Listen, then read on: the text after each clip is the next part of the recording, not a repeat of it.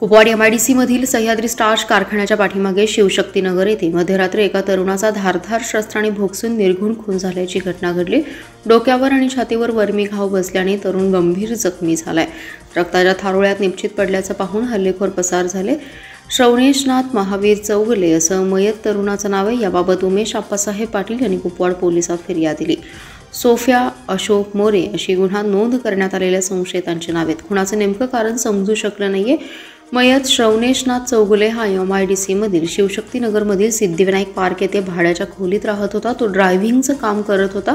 काही दिवसांपूर्वीच दोघे जण मित्र त्या ठिकाणी राहायला आले होते। रविवारी रात्री खोलीत मयत श्रवणेशनाथ मित्रांसमवेत बसला असताना त्याला अज्ञात कारणावरून धारदार शस्त्राने डोक्यात आणि छातीवर वर्मी घाव करून जखमी केलं। तो रक्ताच्या थारोळ्यात निपचित पडल्याचं दिसताच संशयितांनी पलायन केलं।